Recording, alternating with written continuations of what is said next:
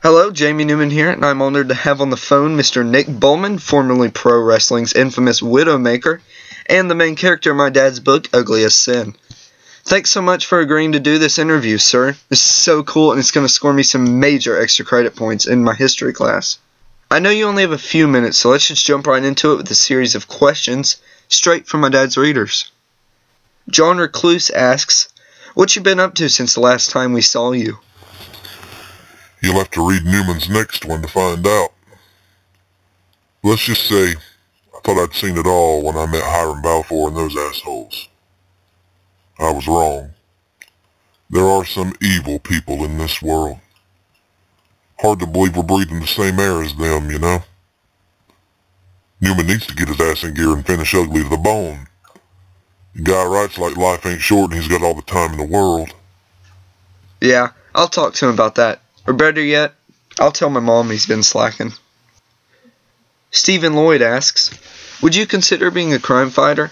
How about a private investigator? What would they call me? Super freak? Disfigured man? Captain Ugly? Hey, I kinda like that last one. The world's first superhero with a face like roadkill. It could work. You're the third person this week to ask me about being a private dick. Think about that for a minute. You got a mug like mine, there ain't no staying inconspicuous. Pretty sure that's the first rule of being a PI. Captain Ugly? I would totally read that comic book. I'm going to combine these next two questions since they're kind of similar. Christopher Joseph asks, if you could rewind time and prevent your disfigurement, would you do it, knowing that by doing so events that took place after may not have gone the same way they did? And Valencia Son Hirschberger wants to know, in what ways do you think your life would be different had you not run into the fans who disfigured you? When those guys took my face, it sent me down a road that I never would have gone down if they didn't do what they did to me that night.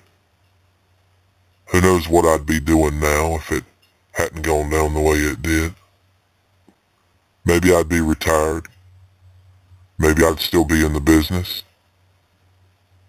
I doubt I'd be talking to my daughter more than once every few years. I reckon I still wouldn't have a clue Sophie existed. Back then I was blind to what's important. I only cared about myself. I needed to be knocked down a notch.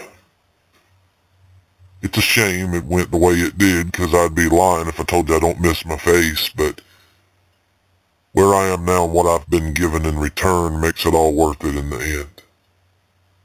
Sounds crazy, but I believe that. Nev Murray asks, would you ever consider sharing an apartment with Leon? Is that supposed to be funny? 'Cause it's not. John Collins asks the question, would you ever consider going back into the Amazon after you escape the cannibals? Pretty sure John's got me confused with somebody else. Closest I've ever been to the Amazon was when Melissa helped me order this History of the Blues box set I'd been looking for online. Paul Fennell asks, did you want to go back to that collection room and just browse through it? Or was the one visit enough for you? You know what I really wanted to do? I wanted to burn it to the ground. I didn't have to, though, 'cause that's exactly what happened.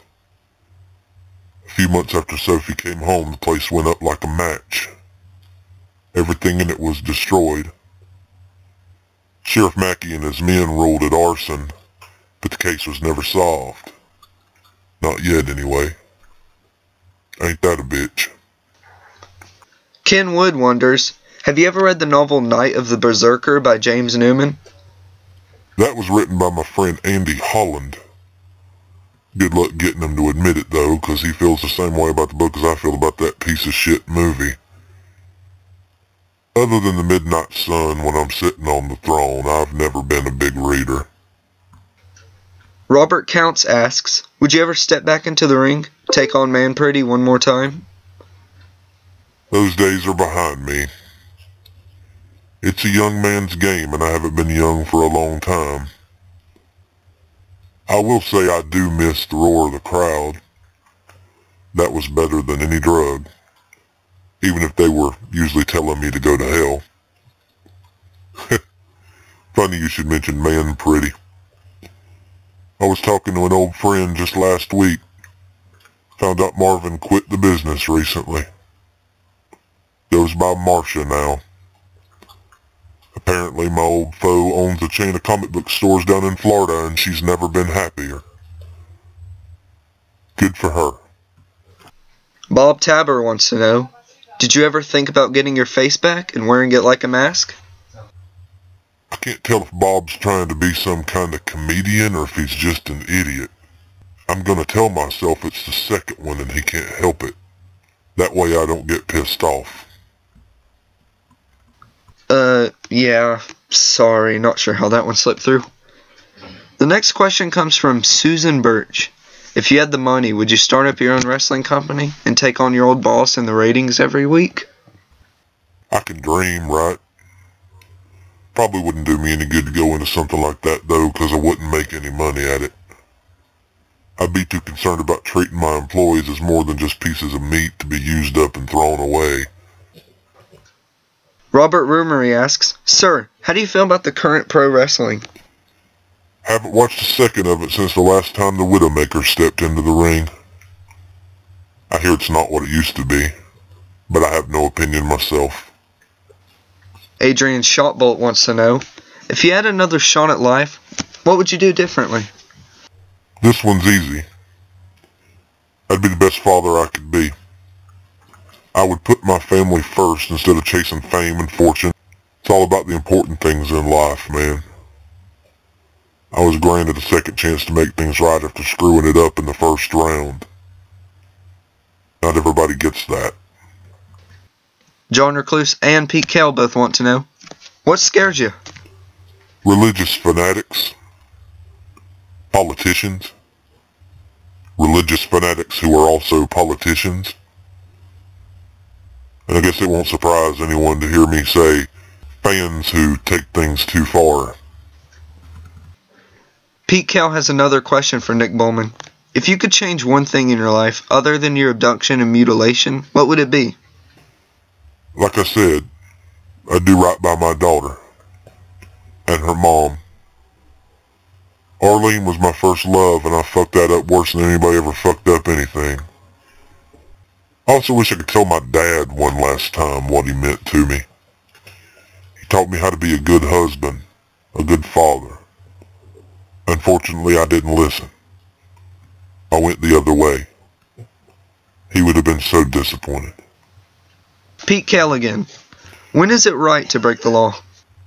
When the helpless are being harmed. Pete Kell with one last burning question. Boxers or briefs? What the hell kind of question is that? Larry Meyer wants to know, are you afraid of death? I'm afraid of losing the ones I love. Don't worry much about myself.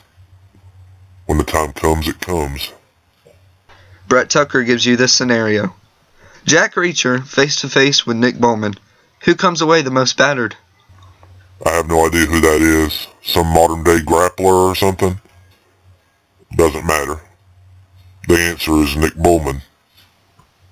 Paul Scenario II asks, if you could wrestle any wrestler, alive or dead, who would it be? Gonna go with an old friend of mine from the GWA, Darth Hader. Cancer took him not long after I left the business. I'd gladly let Rick throw me through another skylight into a ring full of tacks and barbed wire if it meant we could have him back. He was a hell of a guy. One of the sweetest people I ever knew. And last but not least, this question comes from Glenn Davis. What's the next chapter in your life? Where do you go and what do you do now? I'm just gonna spend time with my girls.